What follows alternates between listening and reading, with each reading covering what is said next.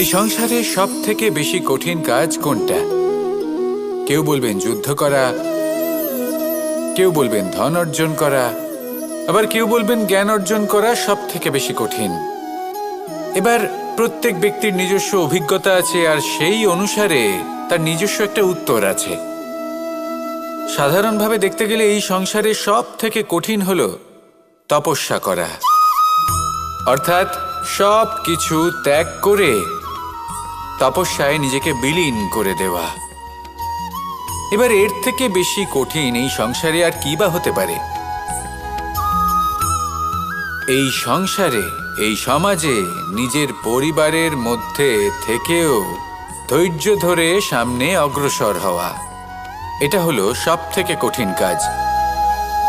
কারণ যখন আপনি তপস্যা করেন তখন সেখানে আপনার ধৈর্য ভাঙার মতো কেউ থাকেন না, না কোনো বন্ধু, না কোনো আত্মীয়, না কোনো শত্রু, কেউ না। কিন্তু যখন আপনি এই সমাজে, এই পরিবারে থাকেন, কোনো না কোনো ব্যক্তি এসে আপনার ধৈর্যের বাঁধ ভেঙে দেওয়ার ক্ষমতা রাখেন। তারা আপনার ধৈর্যের বাঁধ ভেঙে দেয়, আর কখনো কখনো তারা অনিচ্ছাকৃতভাবেই সেটা করে থাকেন। কারণ তাদের মানসিকতা আপনার থেকে আলাদা, তাদের কর্ম আপনার থেকে আলাদা, তাদের দৃষ্টিভঙ্গি আপনার থেকে আলাদা, জীবন যাপন আপনার থেকে আলাদা। সেক্ষেত্রে আপনি ধৈর্যচ্যুত হন, প্রসন্নতা আপনার থেকে ছিনিয়ে নেওয়া হয়। সেই জন্য এই সংসারে, এই পরিবারের থেকেও ধৈর্য ধরে সামনে অগ্রসর হওয়া কোনো পর্বতের শিখরে গিয়ে তপস্যা করার থেকেও অনেক বেশি কঠিন। আর যে ব্যক্তি এই সমাজেই, এই পরিবারে, সেই সকল মানুষের মধ্যে থেকে গিয়েও ধৈর্য ধরে অগ্রসর হতে থাকেন, যারা এই কাজটা শিখে নিতে পারেন, তারাই কিন্তু জীবনে আনন্দ লাভ করতে পারেন। এই ধৈর্যই শেষে আপনার জীবনে প্রসন্নতা বহন করে আনবে। তাই ধৈর্য ধরে জীবনের পথে অগ্রসর হন, আর আমার সাথে ভালোবেসে বলুন, রাধা রাধা। এই জীবনে তিনটি গুরুত্বপূর্ণ শব্দ আছে যা বোঝা আমাদের কাছে খুব গুরুত্বপূর্ণ, এবং এই তিনটি শব্দের নিজস্ব অর্থ আছে। প্রথম হলো সঙ্গবদ্ধতা, অর্থাৎ একসাথে মিলে কাজ করতে হবে, একসাথে মিলে পরিশ্রম করতে হবে, সামনে এগোতে হবে। এরকম করতে পারলে আপনার শক্তি বৃদ্ধি পাবে, আপনার ক্ষমতা বৃদ্ধি পাবে, আপনি এগোতে পারবেন এবং অনেক দূরে যেতে পারবেন। দ্বিতীয় হলো আত্মবিশ্বাস। হেরে যাওয়া বস্তুও আবার জিতে নিতে পারবেন। যদি আপনার নিজের আত্মবিশ্বাস থাকে তাহলে আপনি কখনো পরাজিত হবেন না। এবং তৃতীয় হলো অহংকার। জয়লাভ করার পরেও কিন্তু এটা আপনাকে পরাজিত করতে পারে। সেই জন্য জীবনে সঙ্গবদ্ধ হন, আত্মবিশ্বাস রাখুন, কিন্তু কখনোই অহংকার করবেন না। এই অহংকার আপনার থেকে সব কিছু কেড়ে নিতে পারে। এই অহংকারের জন্যই মথুরাপতি কংস নিজের পতনের দিকে অগ্রসর হয়েছিলেন। এই অহংকারকে ত্যাগ করুন, আর আমার সাথে ভালোবেসে বলুন, রাধা রাধা। আমরা যখনই কোনো গাছের চারা রোপণ করি তখন সবার আগে পরীক্ষা করে দেখি যে যেখানে আমরা চারা রোপণ করতে চলেছি সেখানকার মাটি আদৌ উর্বর কি না, সেই মাটি সেই চারাকে বাড়তে সাহায্য করবে কিনা। যখন একটা চারা রোপণের আগে আমরা এত কিছু ভাবতে পারি, তাহলে কাউকে বিশ্বাস করার আগে আমরা কেন ভাবি না? জীবনে কখনো এই বিশ্বাসরূপী চারা কোথাও রোপণ করার আগে বোঝার চেষ্টা করুন যে যার ওপর আপনি বিশ্বাস করতে চলেছেন সে কি আদৌ আপনার বিশ্বাসের যোগ্য কি না। ভেবে দেখুন সেই ব্যক্তি ভবিষ্যতে গিয়ে আপনার বিশ্বাস ভাঙতে পারে কি না। এটাও ভেবে দেখুন যে যাকে আপনি বিশ্বাস করতে চলেছেন তাকে আপনি বিশ্বাস করলে নিজের জীবনের উদ্দেশ্যে আপনি অগ্রসর হতে পারবেন কি না। আর তার জন্য প্রয়োজন সঠিক সিদ্ধান্ত, পরখ করা, কোনটা উচিত কোনটা অনুচিত সেটা বোঝা। আর তাতে কিন্তু আপনি সন্দেহবাতিক হবেন না, তাতে আপনি আরো নিপুণ হয়ে উঠবেন। তাই যদি আপনি নিপুণ হয়ে উঠতে চান তাহলে বোঝার চেষ্টা করুন, পরখ করে দেখুন, কোনটা উচিত কোনটা অনুচিত বুঝুন। আর বিশ্বাস তখনই করুন যখন আপনি 100% নিশ্চিত হবেন যে সে বিশ্বাসের যোগ্য।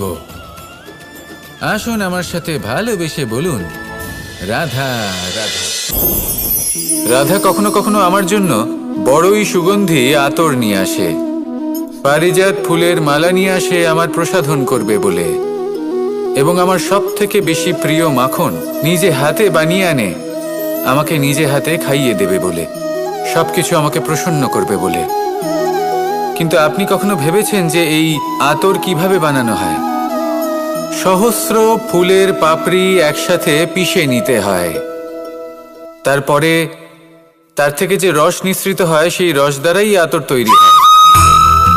অনেক সংখ্যক ফুলকে অসীম যন্ত্রণা ভোগ করতে হয়, তবে তারা আমার প্রসাধন সামগ্রী হয়ে উঠতে পারে। দুধ থেকে মাখন তৈরি করার জন্য কতটা পরিমাণ মন্থন সহ্য করতে হয় সেটা আপনি জানেন। ঠিক সেই রকমই হলো আমাদের জীবনও। বিপদও আসে, কঠিন পরিস্থিতিও আসে, এর সম্মুখীন হতে শিখুন। মনে রাখবেন, আপনি হলেন সেই দুধ যাকে মন্থন সহ্য করতে হবে মাখন হয়ে ওঠার জন্য। মনে রাখবেন, আপনি হলেন সেই ফুলের মতন যাদের পিষ্ট হতে হবে সুগন্ধি আতর হয়ে ওঠার জন্য, যাকে এই সংসার পছন্দ করে। কখনো কখনো জীবনে আপনার সাথে খারাপ শুধুমাত্র এই কারণে ঘটে যাতে আপনার শ্রেষ্ঠ রূপ এই সংসারের সামনে আসতে পারে। শুধুমাত্র কঠিন পরিস্থিতি এবং বিপদকে একটা সুযোগ হিসেবে দেখার চেষ্টা করুন। আপনার জন্য এই সংসার বদলে যাবে, সংসারকে দেখার দৃষ্টিভঙ্গি পাল্টে যাবে, আপনার ভাগ্য পাল্টে যাবে, আর এই মন প্রসন্ন হয়ে বলবে, রাধা রাধা। পাশা নামক এই খেলাটি আপনারা নিশ্চয়ই খেলেছেন, না খেলে থাকলে দেখেছেন, আর যদি দেখেও না থাকেন তাহলে নিশ্চিত রূপে শুনেছেন। মহাভারতের এই মহাযুদ্ধ কোথাও না কোথাও এই পাশা নামক খেলার কারণে হয়েছিল। পাশার এই বিচিত্র খেলা, দান, এইসবের কারণে কেউ নিজের মাথায় রাজ মুকুট পরিধান করেছিলেন, আবার সেখানেই পরাজিত হওয়ার জন্য কাউকে বনবাসও ভোগ করতে হয়েছিল। কিন্তু এই খেলা সমাপ্ত হওয়ার পরে সমস্ত ঘুঁটি আর এই পাশার ছক একই পুটলিতে স্থান পেল। এটাই হলো আমাদের জীবন। এই সংসারে আমরা জয় পরাজয়ের বিষয়ে এতটাই ভাবি, এত চিন্তা করি যে এই জীবনের খেলার আনন্দটাই উপভোগ করতে পারি না। আর অবশেষে কি হয়? কেউ জয়ী হন, কেউ পরাজিত হন, কিন্তু দুজনেই একই স্থানে পৌঁছে যান। প্রত্যেক ব্যক্তি মৃত্যুর পরে একটি নির্দিষ্ট স্থানেই পৌঁছতে বাধ্য, কিন্তু ততক্ষণ এই জীবন, এই খেলা, তার আনন্দ উপভোগ করুন। এই সংসারে সেই ব্যক্তি শ্রেষ্ঠ স্থানে পৌঁছতে পেরেছেন যিনি এই সংসারকে প্রকাশ প্রদান করেছেন, যিনি কখনো জয় পরাজয় এই বিষয়ে ভাবেননি, শুধু এই জীবনের খেলার আনন্দ উপভোগ করেছেন। এটাই আপনিও করুন, আর আমার সাথে ভালোবেসে বলুন, রাধা রাধা। প্রত্যেক মানুষ নিজের জীবনে দুঃখ অনুভব করেন। প্রত্যেকের দুঃখ আলাদা হতে পারে। কারোর মনে এই দুঃখ থাকে যে সে তার বাবা মায়ের সব ইচ্ছে পূরণ করতে পারেননি। কেউ এটা ভেবে দুঃখ পান যে সে চিরকাল সদাচার করেছেন, সৎকর্ম করেছেন, কিন্তু তাও তাকে দুরাচারী বলে মনে করা হয়। কেউ এটা ভেবেও দুঃখ পান যে তার সামনে যে ব্যক্তি রয়েছেন তার চোখে তিনি শত্রু হয়ে উঠেছেন বা দুষ্ট হয়ে উঠেছেন, যেখানে তিনি হয়তো কোনো অনুচিত কাজই করেননি। এবার এই সমস্ত বিষয় নিয়ে ভেবে নিজের ব্যক্তিত্ব নিয়ে সন্দেহ প্রকাশ করবেন না। যদি নিজের ব্যক্তিত্ব নিয়ে কোনো সন্দেহ থেকে থাকে তাহলে কর্ম সংক্রান্ত প্রশ্ন করুন যে আপনি যা করেছেন তাতে কি উচিত ছিল, কি অনুচিত ছিল। যেটা প্রয়োজন সেটা এটা বোঝার যে আপনার অন্তর্মন, আপনার বিবেক আপনাকে কি বলছে, আর আপনার অন্তর্মন আর আপনার বিবেক আপনাকে যেটা করতে বলবে শুধু সেটাই করুন। আর তারপরে এই সংসার কি বলবে, কি ভাববে সেসব নিয়ে ভাবতে যাবেন না, কারণ এই সংসার তো ঈশ্বরকেও প্রশ্ন করে থাকে, ঈশ্বরকেও দোষী মনে করে। কখনো কখনো যখন কোনো ঘটনা মানুষের ইচ্ছা অনুযায়ী ঘটে না, তখন মানুষ এটা বলে যে হে ঈশ্বর, আপনি আমার পাশে থাকলেন না, আপনি বড়ই কঠোর, এটা আপনার দোষ। যেখানে বেশিরভাগ সময় হয়তো সে নিজেই নিজের কর্মফল ভোগ করছে। আর কখনো কখনো ঈশ্বর হয়তো তার জন্য আরো ভালো কোনো পরিকল্পনা করে রেখেছেন, কিন্তু মানুষ সেটা বুঝতে পারে না। তাই দিনের শেষে যেটা প্রয়োজন সেটা হলো নিজের মনের কথা বুঝতে হবে। আপনার বিবেক কি বলছে শুধু সেটাই করুন আর সামনে এগোতে থাকুন।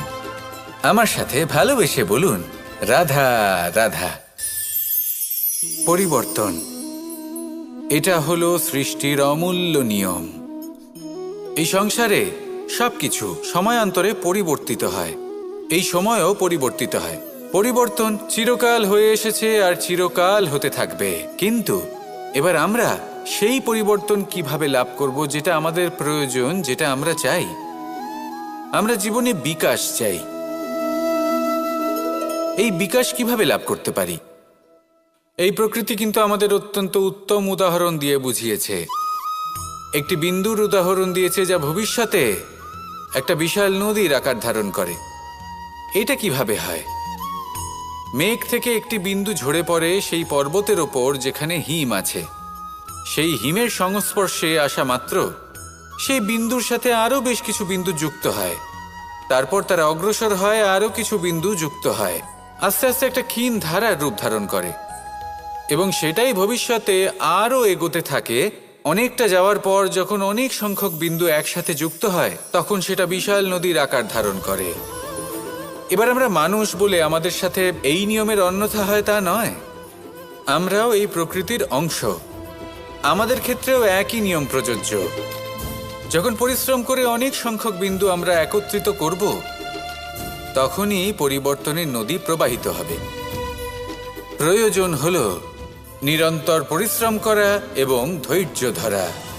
এটা করতে থাকুন, জীবনে সব কিছু লাভ করতে পারবেন, কারণ প্রকৃতি আমাদের এটাই শিখিয়েছে। আর আমরা এই ব্রহ্মরই একটি অংশ, যার দ্বারা এই ব্রহ্মাণ্ড নির্মিত।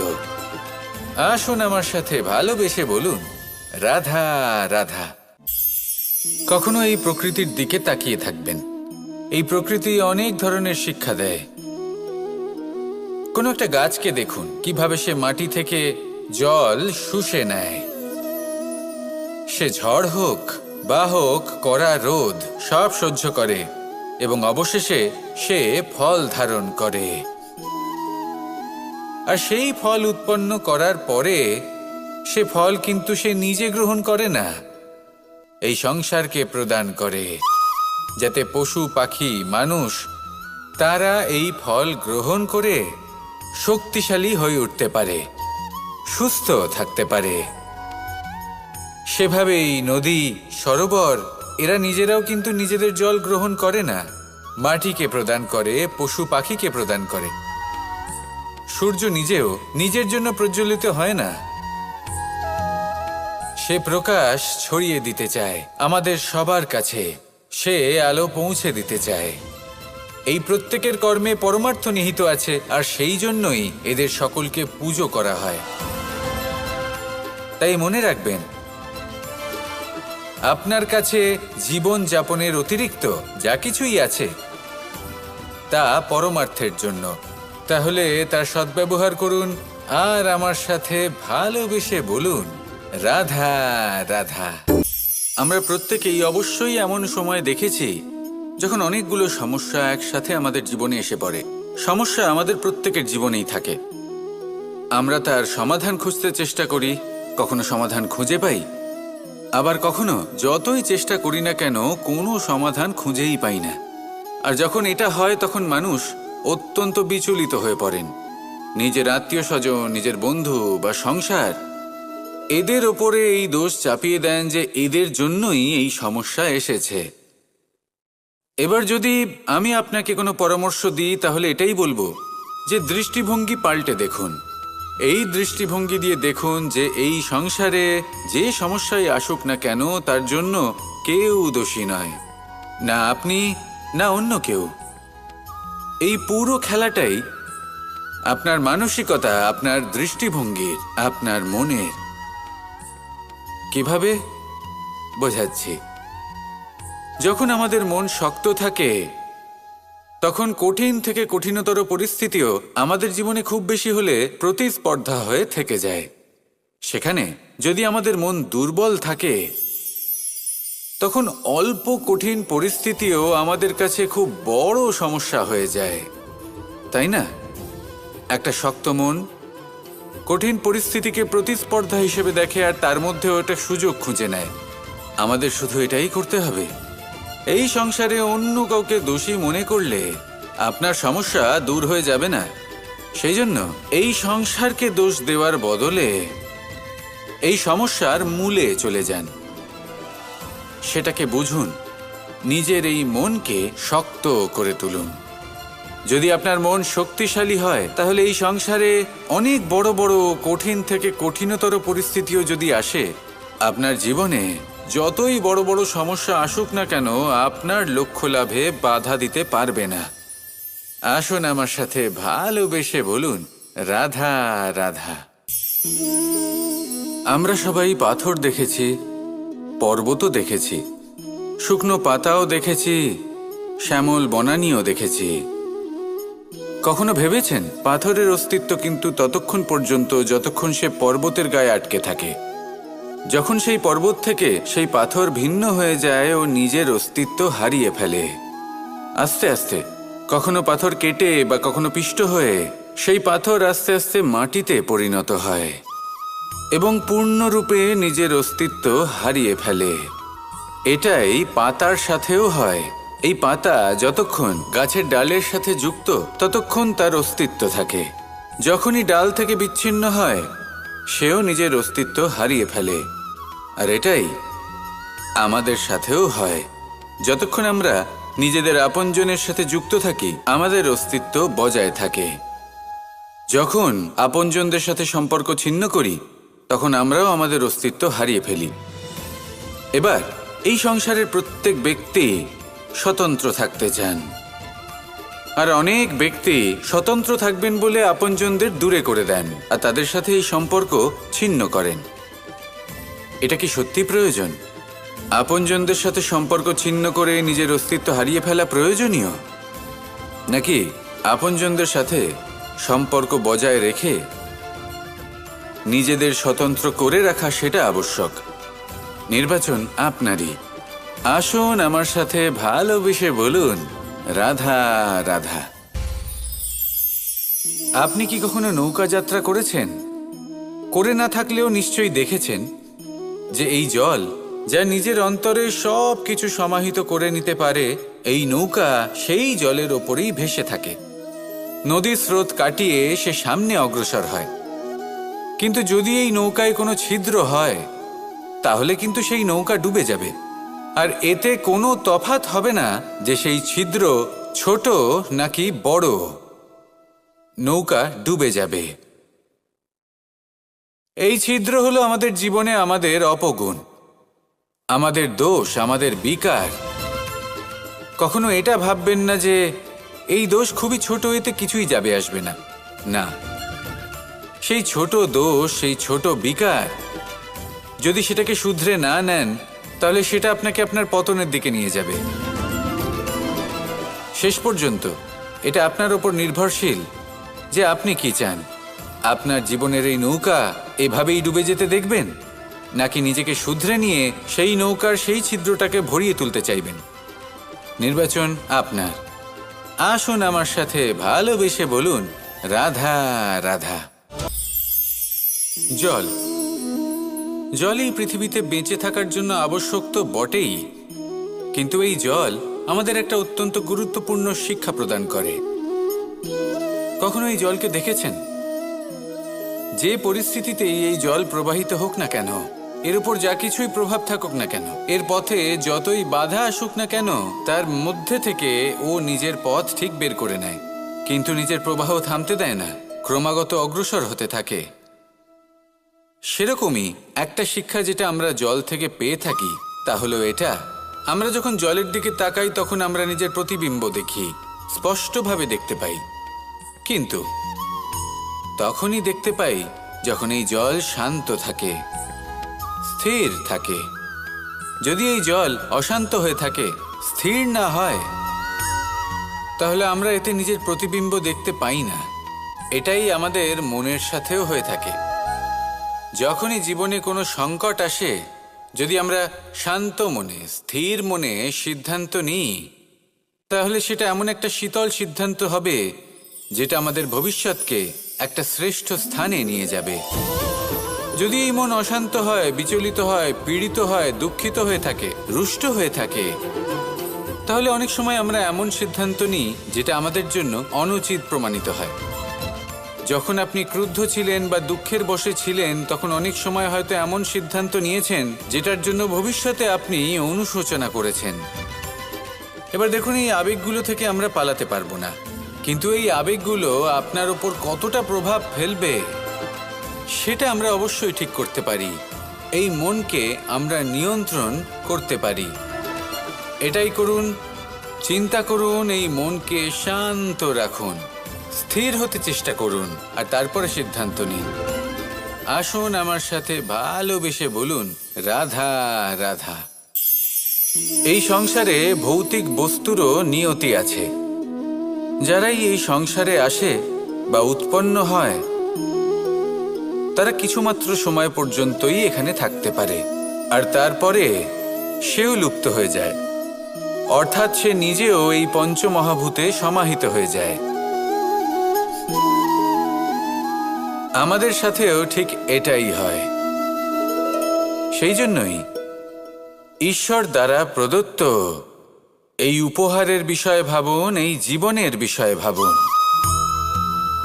ঠিক যেমন বিশ্বাস ভঙ্গ হলে কোনো ব্যক্তি আমাদের কাছে অপরিচিত হয়ে যান, ঠিক সেরকমই শেষ নিঃশ্বাস ত্যাগের পর এই শরীরও আমাদের কাছে পরই হয়ে যায়।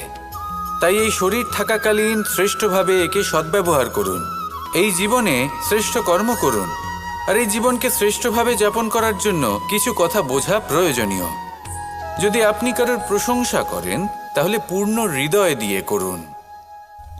যদি আপনি হস্তক্ষেপ করে থাকেন, তাহলে মস্তিষ্ক দ্বারা করুন।